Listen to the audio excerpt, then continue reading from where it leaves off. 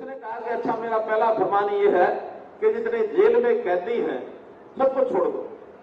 अब जेल में कैदी छूटने लग गए। वो जाके देखता रहा कि जेल से कैदी छूट रहे हैं। एक बुजुर्ग वहां आया जो कई सालों से जेल में था। ऐसे साहबजादे ने पूछ लिया कि बाबा तुम जेल में कब से हो? उन्होंने कहा मैं तो तेरे अब्बा जान के समय से जेल में हूं। अब्बा जान के जेल में हूं? अब्बा जान के समय? हाँ उस टाइम अब्बा जाने तुम्हारे दादा के टाइम से मैं जेल में पड़ा हूं। कहले अच्छा।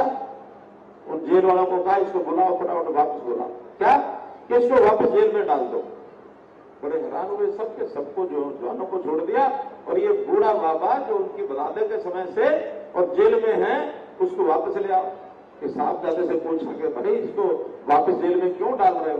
कहने के देखिए ये हमारे अब्बा जान की उनकी निशानी है और अब्बा जान की निशानी को अपने साथ बना के रखना चाहिए, उनको नहीं छोड़ना चाहिए। तो ये जो गरीबी है ये राहुल गांधी की अब्बा जान की, इनकी दादी की, इनके नाना की, ये उनकी दी हुई चीज है। ये गरीबी को कभी नहीं जाने देंगे, कभी छोड़ेंगे नहीं। इन गरीबों को वोट बैंक बना के रखेंगे, इनको वोट बैंक बना के रखेंगे। इन गरीबों की गरीबी दूर करने के लिए मोदी जी ने 10 साल में क्या क्या किया। गरीब के लिए मकान दिया, मकान में शौचालय भी दिया, मकान में बिजली भी दी, मकान में पानी भी दिया, मकान में गैस सिलेंडर भी दिया। परिवार में कोई बीमार हो जाए तो हर गरीब परिवार को 5 लाख रुपए का बीमा ये भी दिया, ये भी दिया। और अब तो नई जो घोषणा पत्र हुआ हमारा जो आया है संकल्प पत्र, उसमें कहा कि गरीबी अमीरी नहीं, 70 साल से ऊपर के जो हमारे बुजुर्ग हैं, आदरणीय हैं, उन सब के इलाज के लिए हर व्यक्ति के लिए ये 5 लाख रुपए सुरक्षित रखा कि कोई भी बुजुर्ग आदमी बीमार होता है उसको 5 लाख का बीमा अलग से मिलेगा, अलग से मिलेगा। कि बहुत बड़ी घोषणा उन्होंने की है। मित्रों मैं तो ये कहूंगा कि हम लोगों को कांग्रेस से सावधान होना है, क्योंकि कांग्रेस की परेशानी ये है कि कांग्रेस आज धरती पर कहीं नहीं है। कांग्रेस को समाप्त करने के लिए राहुल गांधी ने रोल अपना शुरू कर दिया है। कांग्रेस का ना तो कोई संगठन है, ना कोई ऐसा कैडर है, ना उनको चुनाव में कैंडिडेट मिल रहे हैं। और कैंडिडेट मिल जाते तो जनता सब समझ चुकी उनकी सब जानकारी उनके हो गई है। और आज राहुल गांधी हो चाहे उनका संगठन हो, चुनाव को उठा नहीं पा रहे हैं। साहबजादे को ताजपोशी करने के लिए कांग्रेस लालायत है, वो राहुल गांधी की ताजपोशी करा नहीं रहे। और राहुल गांधी को डर ये लग रहा है कि माता जी जो है वो रिटायर हो रही है, कब तक चलेंगे, रिटायर हो जाएंगे, इसलिए उनके मंसूबे पूरे नहीं हो रहे। महात्मा गांधी ने 1947 में जब देश आजाद हुआ उस समय ये कहा था कि भाई देश को आजादी मिल गई, अब कांग्रेस की जरूरत नहीं है, कांग्रेस को भंग कर दो, नई जो पार्टियां आएंगी वो अपने आप जनता से वोट लेकर के जो राज करेंगे करेंगे। लेकिन उस समय जवाहरलाल नेहरू ने कहा कि नहीं नहीं, आजादी हमने लिए तो हम तो पहले दिन से बिना जनता से पूछे हुए राज हम ही करेंगे। महात्मा गांधी ने कहा था कांग्रेस खत्म कर दो, लेकिन वो राज करते रहे, राज में जनता का कुछ कर नहीं पाए। और आज राहुल गांधी ने महात्मा गांधी की उस लाइन को पकड़ लिया। आज राहुल गांधी जब तक रहेंगे निश्चित रूप से कांग्रेस को खत्म करने का रास्ता राहुल गांधी बना देंगे। राहुल गांधी अब उस लाइन पर चल पड़े। तो मित्रों इस सारी बात को ध्यान में रखते हुए हम लोगों ने जो इनकी झूठ है उनको समझना है और उसको समझते हुए हम लोग अभी इसकी जो घोषणा पत्र है उनमें ये कहा कि हम 1-1 लाख रुपया महिलाओं को दे देंगे, 1-1 लाख रुपया जवानों को दे देंगे। हम इनसे पूछना चाहते हैं कभी हिसाब किताब गणित पढ़ा है, पास हुए गणित में? आज कितने करोड़ महिलाएं, गरीब महिलाएं और गरीब परिवारों के हमारे बच्चे हैं, अगर 1-1 लाख रुपया सबके खाते में जमा कराएंगे तो इतना तो देश का बजट भी नहीं है। देश का बजट है कुल 46 लाख करोड़ और ये 40 लाख करोड़ से ज्यादा 1-1 लाख रुपया देंगे तो उससे ज्यादा राशि बन जाती है। अगर ये सारा अगर वो देते हैं उनको तो फिर क्या करेंगे? बाकी जनता क्या करेगी? हमारी फौज क्या करेगी? हमारे रेलवे क्या करेंगे? हमारी और जो बड़ी बड़ी संस्थाएं हैं जहां बहुत करोड़ रुपया खर्च होता है। जिस किसान को आज 6,000 रुपया हर साल भेजा जाता है वो 6,000 रुपए के हिसाब से कम 15 करोड़ रुपया साल का ये मिलता है। तो ये 15,000 करोड़, ये 15,000 करोड़ रुपया ये किसानों का कहां से आएगा? तो मित्रों, ये बहुत जो योजनाएं गरीबों के लिए लागू करते हैं, या तो वो सारी योजनाएं बंद कर देंगे, इनका गणित फेल है।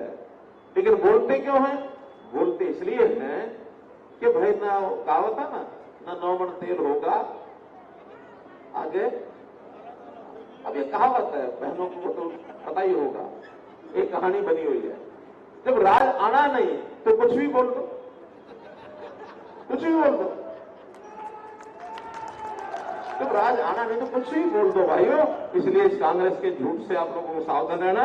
इनका जो घोषणा पत्र है, ये तो एक ऐसा बैक डेट का चेक है जो बाउंस होना ही होना है, जो बैंक ने पास करना ही नहीं है। और ये करते हैं हमारी इतनी गारंटियां, ये गारंटियां, वो गारंटियां।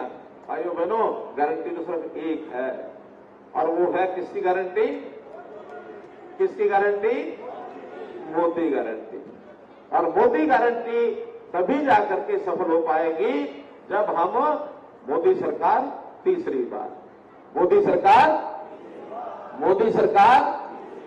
और तीसरी बार भी कोई सामान्य छोटे मोटे बहुमत से नहीं। हमने इस बार उस सरकार का रिन्यूअल जो है गोल्डन शाही से करना है, और गोल्डन शाही तभी होगी जब इस बार 400 पार, 400। धन्यवाद। और 400 में भाई एक सीट अपनी सोनीपत की भी है। हमारा सवितों का इलाका ये सोनीपत लोकसभा में आता है,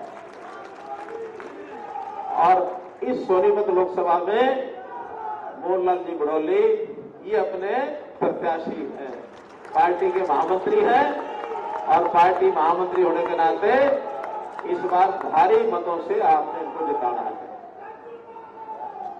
और केवल यही मोहनलाल जी एक जीतेंगे, एक सीट हमारी 400 में ऐड होगी, लेकिन हरियाणा की 10 सीटें हैं, 10 की 10 सीटें, जिसमें एक सीट करनाल की भी है।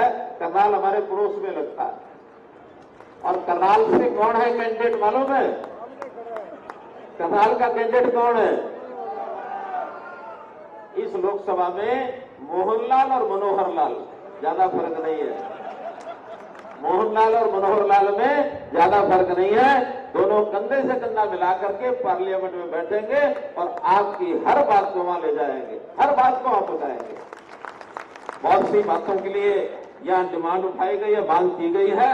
तो भाइयों बहनों, मैं इतना ही कह सकता हूं कि ये जो डिमांड्स है आज तो क्योंकि आचार संहिता लगी हुई है, उस आचार संहिता के कारण से उन पर बोलना तो कठिन है। जैसे हमारे राज्यों को खुद मान के गए हैं, हाँ 4 जून के बाद आपकी सारी मांगों को पूरा किया जाएगा, कोई बात छोड़ी नहीं जाएगी। 15 के लगभग मुझे मांग पत्र मिले हैं यहाँ अलग अलग पंचायतों के, तो इनमें हर एक चीज, उस चीज का नाम अभी मैं नहीं ले सकता, लेकिन छोटी हो चाहे बड़ी हो, 4 जून के बाद हमारे हाथ खुले हैं। और 4 जून में सरकार प्रदेश में भी अपनी है, केंद्र में भी भारी मौत से अपनी आएगी, आपकी सब बातें पूरी की जाएंगी। लेकिन आज इस समय उन पर बोलना उचित नहीं है। आचार संहिता के कारण से आप इतनी बड़ी संख्या में आए। आज नन्ना भगत जी जयंती के अवसर पर फिर से मैं आपको बधाई देता हूं, और मैं एक वायदा हमारे लोगों ने कर दिया है कि अगले साल फिर से नन्ना भगत जयंती में इसी प्रकार के कार्यक्रम में कहीं ना कहीं हरियाणा में आपसे फिर मिलेंगे। आपको बहुत बहुत बधाई, बहुत बहुत धन्यवाद।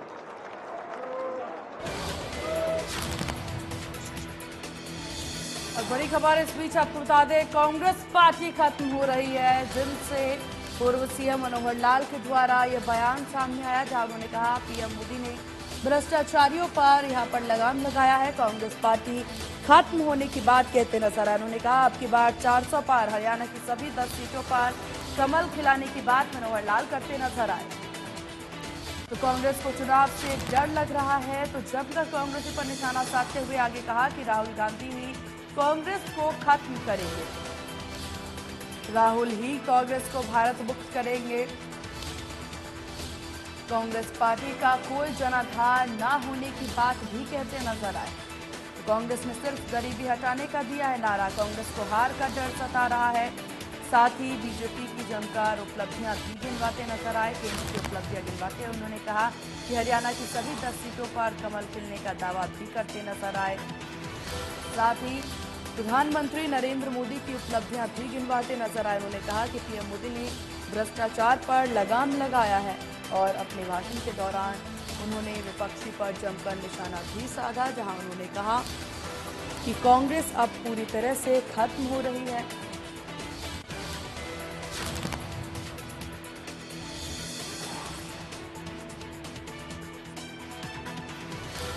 तो हरियाणा की सभी 10 सीटें जीतने का दावा भी करते नजर आए। पीएम मोदी ने भ्रष्टाचार को किया है खत्म, कांग्रेस पार्टी भी खत्म हो रही। कांग्रेस को चुनाव से डर लगने की बात भी पूर्व सीएम मनोहर लाल के द्वारा जिंद में सभा को संबोधित करने के दौरान कही गई। उन्होंने कहा कि कांग्रेस पार्टी खत्म हो रही है, कांग्रेस का कोई जनाधार नहीं।